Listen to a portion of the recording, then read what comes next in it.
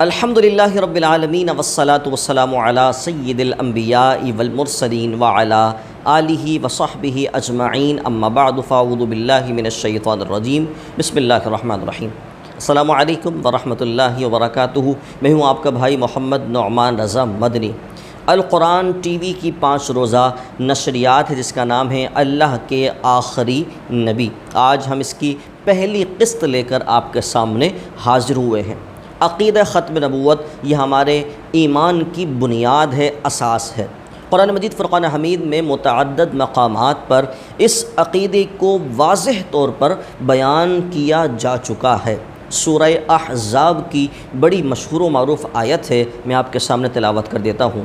ما کان محمد ابا احد من رجالکم ولکن رسول اللہ وخاتم النبیین وکان اللہ بکل شیء علیما، جس کا ترجمہ ہے محمد تمہارے مردوں میں سے کسی کے باپ نہیں، لیکن وہ اللہ کے رسول اور نبیوں کے آخر ہیں، اور اللہ تعالی ہر چیز کا بخوبی علم رکھنے والا ہے۔ اس آیے کریمہ سے سرور دو عالم صلی اللہ علیہ وسلم کے آخری نبی ہونے پر یہ بالکل واضح دلیل ہمیں مل جاتی ہے۔ قرآن پاک کی ویسے بہت ساری آیات ہیں جس میں وضاحت موجود ہے، لیکن اس میں تو بالکل صاف الفاظ ہیں خاتم النبیین کے، جو کہ ہمیں بتا رہے ہیں کہ سرور دو عالم حضور محمد مصطفیٰ صلی اللہ علیہ وسلم کے بعد کوئی کسی طرح کا نبی آ ہی نہیں سکتا۔ ناظرین کرام، میں آپ کے سامنے کچھ مفسرین کی آراء پیش کرنا چاہتا ہوں، اور میں ان مفسرین کو آپ کے سامنے ذکر کرنا چاہتا ہوں کہ جو مرزا غلام احمد قادیانی کے اعلان نبوت سے پہلے کے جو مفسرین ہیں۔ ناظرین کرام، مرزا غلام احمد قادیانی نے 1321 سنہ ہجری کے اندر اس نے اپنے جھوٹے نبی ہونے کا دعویٰ کیا تھا، اعلان کیا تھا۔ تقریباً 1900 عیسوی سنہ ہجری بنتا ہے۔ تو 1321 سنہ ہجری سے پہلے کے جو مفسرین ہیں، ہم ان کی آراء آپ کے سامنے پیش کرتے ہیں کہ خاتم النبیین کا معنی انہوں نے کیا کیا ہے۔ اور ایک ایسا عقیدہ ہے جو اتنی قطعیت کے ساتھ بیان کیا گیا ہے کہ اس کے اندر کوئی شک کوئی شبہ دور دور تک جو ہے وہ نہیں ہو سکتا۔ اب آئیے میں کچھ جو ہے مفسرین کے نام اور ان کے جو الفاظ ہیں وہ آپ کے سامنے ذکر کر دیتا ہوں۔ سب سے پہلے میں ذکر کروں گا صحابی رسول حضرت عبداللہ بن عباس رضی اللہ تعالیٰ عنہ، جو سرور دو عالم کے چچا حضرت عباس بن عبد المطلب رضی اللہ تعالیٰ عنہما کے بیٹے ہیں۔ اب ذرا یہ دیکھیے کہ ان کی تفسیر ہے، تفسیر کا نام ہے تنویر المقیاس من تفسیر ابن عباس رضی اللہ تعالیٰ عنہ۔ اب یہ دیکھیے کہ ان کا جو سن وفات ہے وہ ہے 68 سنہ ہجری۔ آپ فرماتے ہیں کہ خاتم النبیین کا مطلب ہے کہ اللہ تعالیٰ نے آپ صلی اللہ علیہ وسلم کی ذات پر نبوت کا سلسلہ ختم کر دیا، تفسیر آپ نے فرمائی ہے۔ پھر آپ دیکھیں ابو جعفر محمد بن جریر طبری المتوفی 310 سنہ ہجری، ان کی تفسیر بڑی مشہور معروف ہے، تفسیر طبری سب جانتے ہیں۔ آپ فرماتے ہیں کہ یعنی وہ شخص جس نے نبوت کو ختم کر ڈالا اور اس پر مہر لگا دی، پس وہ قیامت تک آپ کے بعد کسی پر نہ کھولی جائے گی۔ پھر ایک اور تفسیر کا میں ذکر آپ کے سامنے کر دیتا ہوں۔ ابو القاسم جار اللہ محمود بن عمر، ان کی تفسیر ہے تفسیر کشاف۔ آپ اس کے اندر فرماتے ہیں کہ یعنی اگر آپ کا کوئی بیٹا ہوتا جو بلوغت کی عمر کو پہنچ جاتا تو وہ نبی ہوتا، اور آپ آخری نبی نہ رہتے۔ یہی وجہ ہے، اللہ کی حکمت یہ ہے کہ سرور دو عالم صلی اللہ علیہ وسلم کی جتنی بھی اولاد نرینہ تھی، جو بیٹے تھے، وہ بلوغت کی عمر تک نہیں پہنچ پائے۔ امام فخر الدین رازی رحمۃ اللہ تعالی علیہ علماء کی دنیا کے اندر بہت بڑا نام ہے۔ آپ کا سن وفات ہے 606 سنہ ہجری۔ آپ کی تفسیر بڑی مشہور و معروف ہے، تفسیر کبیر۔ آپ اس میں بڑی خوبصورت بات ذکر فرماتے ہیں اور چیز کو یعنی کہ ہم پر کھول کے رکھ دیتے ہیں۔ آپ فرماتے ہیں کہ خاتم النبیین اس لیے فرمایا کہ جس نبی کے بعد کوئی دوسرا نبی ہو، وہ اگر نصیحت اور بیان میں کوئی کمی چھوڑ جائے تو اس کے بعد آنے والا نبی اس سے پورا کر سکتا ہے، مگر جس کے بعد کوئی آنے والا نبی نہ ہو وہ اپنی امت پر زیادہ شفیق ہوتا ہے اور اس سے زیادہ واضح رہنمائی دیتا ہے، کیونکہ اس کی مثال اس باپ کی سی ہوتی ہے جو جانتا ہے کہ اس کے بعد اس کے بیٹے کی سرپرستی کرنے والا کوئی نہیں۔ اور سب جانتے ہیں کہ حضور خاتم النبیین صلی اللہ علیہ وسلم نے ہمیں قیامت تک کے آنے والے واقعات سے بھی باخبر کیا، جو فتنے آنے والے تھے ان سے بھی باخبر کیا، اور فتنوں سے نپٹنا کیسے ہے وہ بھی سرور دو عالم حضور خاتم النبیین صلی اللہ علیہ وسلم نے بتایا۔ پھر آگے ایک تفسیر مفسر کا اور آپ کے سامنے ذکر کر دیتا ہوں، اس کے بعد پھر میں صرف نام پڑھ دوں گا۔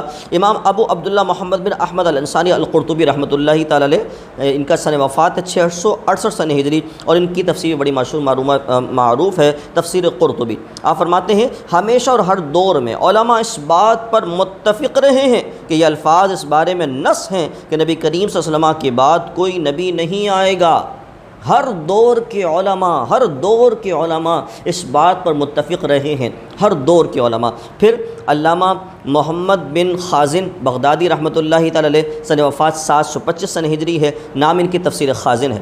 پھر آپ یہ دیکھیے نظام الدین الحسن محمد بن حسین القمی النشاپوری، ان کی تفسیر غرائب القرآن ہے، ان کا سن وفات 728 سن ہجری ہے۔ پھر اس کے بعد آپ دیکھیے الامام الحافظ اسماعیل بن عمر ابن کثیر الدمشقی، ان کا سن وفات 774 سن ہجری ہے، تفسیر کا نام ہے تفسیر ابن کثیر۔ پھر اس کے بعد امام جلال الدین سیوطی رحمۃ اللہ تعالی علیہ، ان کا سن وفات ہے 811 سن ہجری، ان کی تفسیر در منصور۔ یہ کئی تفاسیر ہیں کہ جن کا تذکرہ میں نے آپ کے سامنے اس وجہ سے کر رہا ہوں تاکہ آپ اس بات کا اندازہ لگا سکیں کہ مرزا غلام احمد قادیانی کی اعلان نبوت سے پہلے، کہ جو اس نے جھوٹا اعلان نبوت کیا تھا، اس سے پہلے بھی تمام علماء اس بات پر راضی تھے، اور انہوں نے یہی تفسیر کی کہ حضور کے بعد کوئی نبی نہیں آ سکتا، اور یقیناً نہیں آ سکتا۔ یہ انہوں نے کوئی اپنی طرف سے بات نہیں کی، بلکہ اسی طرح ہے کہ سرور دو عالم کے بعد کوئی نیا نبی نہیں آ سکتا۔ پھر آگے ایک آیت کریمہ، دوسری آیت کریمہ آپ کے سامنے بیان کر رہا ہوں۔ اللہ تبارک و تعالیٰ کا فرمان سورہ مائدہ کے اندر، الیوم اکملت لکم دینکم واتممت علیکم نعمتی ورضیت لکم الاسلام دینا۔ ترجمہ سماعت فرما لیجئے گا، آج میں نے تمہارے لیے تمہارے دین کو پورا کر دیا اور تم پر اپنی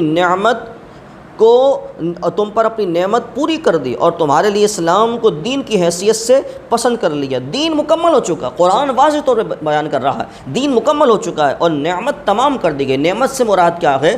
یہاں پر نعمت سے مراد نعمت نبوت ہے۔ اللہ تبارک و تعالیٰ نے سرور دو عالم پر نبوت کی نعمت کو ختم کر دیا، تمام کر دیا۔ اب حضور کے بعد کوئی نیا کسی طریقے کا نبی جو ہے وہ ناظرین کرام نہیں آ سکتا ہے۔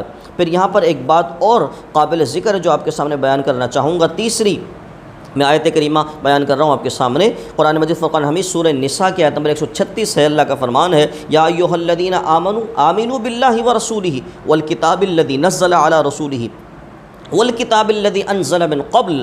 ترجمہ اس کا ہے، اے ایمان والو ایمان لاؤ اللہ پر اور اس کے رسول پر اور اس کتاب پر جو اس نے اپنے رسول پر اتاری، اور اس کتاب پر جو اس نے پہلے نازل کی۔